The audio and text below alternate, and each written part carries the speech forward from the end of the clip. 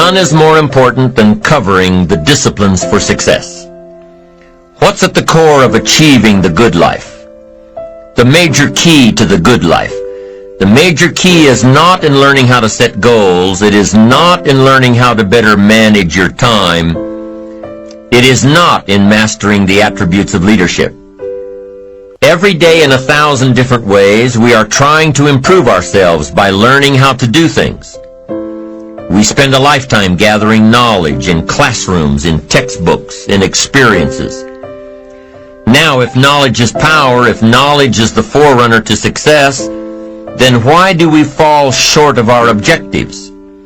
Why, in spite of all our knowledge and in spite of our collective experiences, do we find ourselves aimlessly wandering, settling for a life of existence rather than a life of substance? There may be many answers to this question. Your answers may be different than your associates or your spouses or your friends. While there may be many answers to this question, the fundamental answer is the absence of discipline. Applying all that we know. That's the key word, discipline. Self-discipline. We might add one more word here, consistent. Consistent self-discipline. It doesn't really matter how smart you are or how much you know if you don't use it. It doesn't really matter that you graduated magna cum laude if you're stuck in a low-paying job.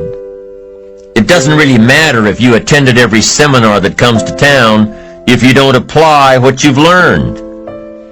Better than knowledge is applied knowledge. And once we've applied our knowledge, we must study the results of that process. Apply our knowledge, study the results. Refine our approach. Finally, by trying and observing and refining and trying again, our knowledge will inevitably produce worthy results, admirable results. And with the joy and results of our efforts, we continue to apply, to learn, to observe, to fuel our ambition with the positive reinforcement of continued progress. Pretty soon, we'll find that we're swept into a spiral of achievement, a vertical rise to success. And the ecstasy of that total experience makes for a life of triumph over tragedy, dullness, and mediocrity. But for this whole process to work for us, we must first master the art of discipline, self-discipline, consistent self-discipline.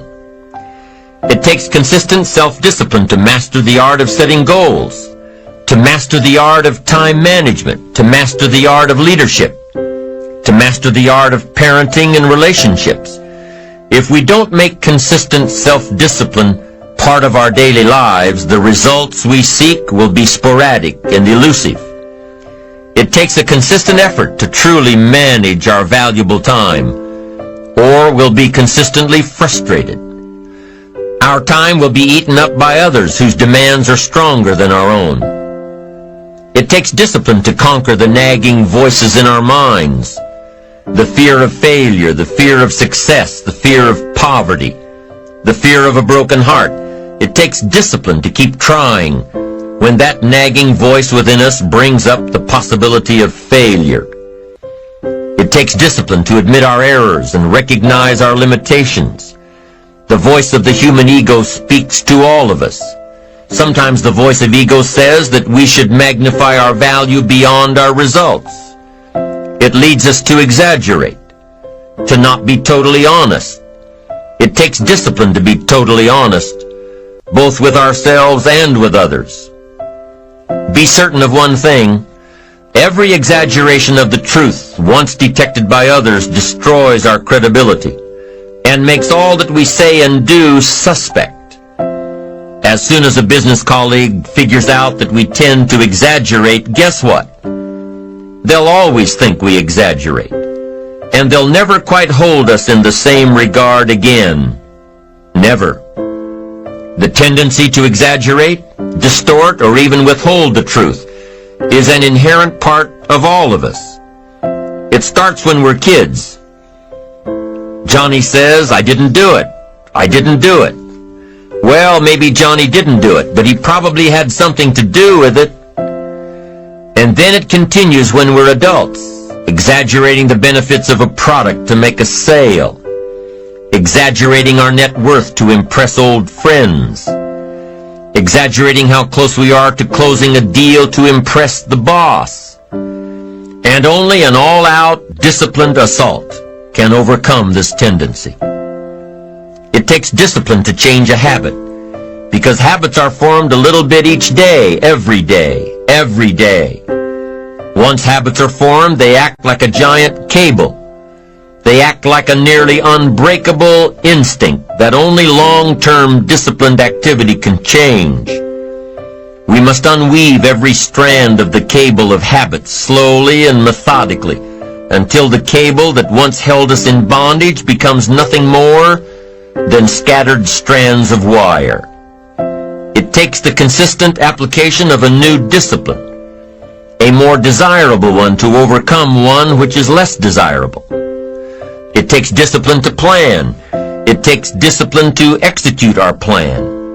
It takes discipline to look with full objectivity at the results of our applied plan. And it takes discipline to change either our plan or our method of executing that plan if the results are poor. It takes discipline to be firm when the world throws opinions at our feet. It takes discipline to ponder the value of someone else's opinion when our pride and our arrogance leads us to believe that we are the only ones with the answers. With this consistent discipline applied to every area of our lives, we can discover untold miracles and uncover unique possibilities and opportunities. Now, if discipline is the key word and if discipline is the key action, then what exactly is discipline? One good answer might be that discipline is a constant human awareness of the need for action and a conscious act by us to implement that action. Discipline is an awareness of the constant need for action and a conscious act to implement that action. If our awareness and our implementations occur at the same time, then we begin a valued sequence of disciplined activity. Now here's the other side of discipline. If there's considerable time that passes between the moment of awareness and the time of our implementation, then that is called procrastination. Procrastination, doing it tomorrow instead of today. Procrastination, an almost exact opposite of discipline. The voice within us says, get it done. Discipline then says, do it now. Do it to the best of your ability, today, tomorrow, and always, until finally the worthy deed becomes instinctive. Procrastination says later, tomorrow, whenever I get a chance. Procrastination also says do what is necessary to get by or to impress others. Do what you can, but not what you must. In every circumstance we face, we are constantly presented with these two choices. Do it now or do it later. Discipline and procrastination. A choice between a disciplined existence bearing the fruit of achievement and contentment, or procrastination, the easy life for which the future will bear no fruit, only the bare branches of mediocrity.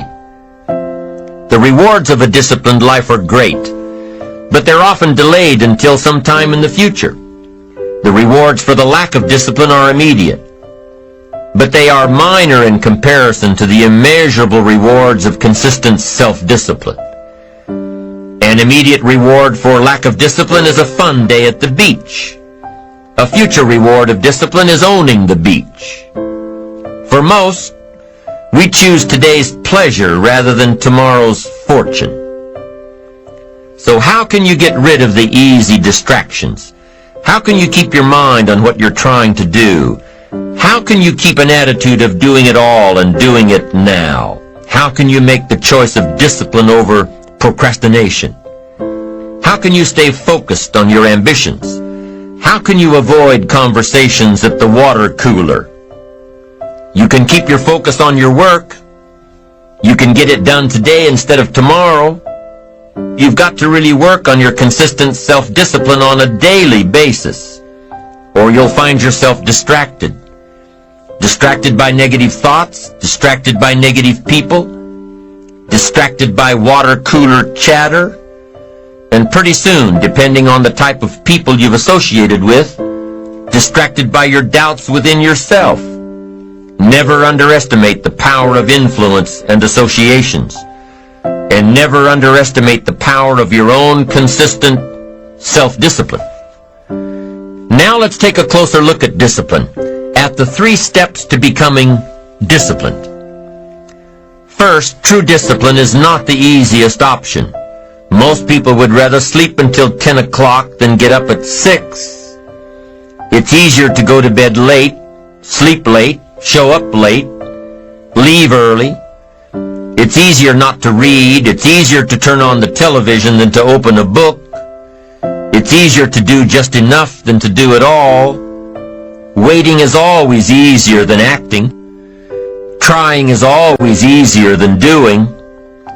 Imagine what life would be like if we didn't have to make our bed in the morning, or keep our garage clean, or pay our taxes, or show up for work tomorrow.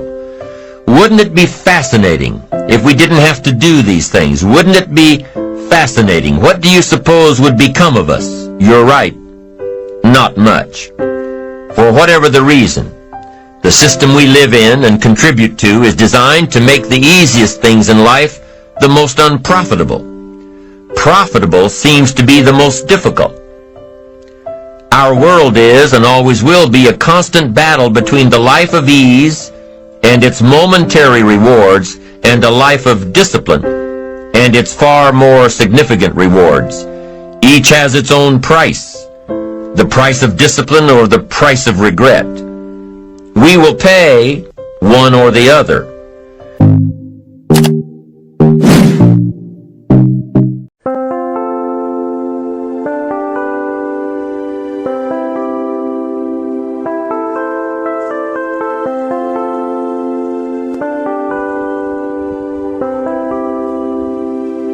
Chẳng được quên khi cơn mưa đêm lại về.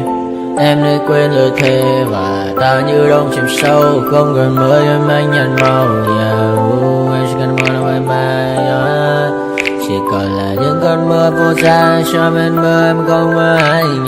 Anh một đêm mơ chỉ cần bên em không được cần nhớ. Và trôi không muốn nhớ. Người ta bên nhau nhưng đã tới. Muốn nhớ người say em chỉ của mấy em ở đây. Và anh như muốn chết đi nhưng không muốn em ở bên mày. Tình yêu làm cho ta đau đầu. Không em yêu làm thâm màu. Anh như đeo mong cầu. Và mưa bên em mưa sầu. Chào các bạn mai em mơ. Chỉ có bên em nhưng là khó mơ. Em ở đâu xa em một bên này. Anh không mong gì hơn. Chỉ mong em sẽ ở đây ôm anh thật gần. Anh chỉ mong đôi ta được có nhau. Mà đừng em đâu anh có em. Một đêm bên anh có em. Ta sẽ trao nhau môi hôn thật sâu. Ôm anh cứ nữa bằng đâu. Và em chỉ lần đầu. Anh không muốn em ở đâu đâu. Một cơn gió thứ anh không mơ cầu. Mà không có anh mà bên giờ. Anh chỉ là my friend. Em quên đi mọi lời hứa. Quên đi cả những ngày xưa. Anh như là muốn trước. Em không còn chưa.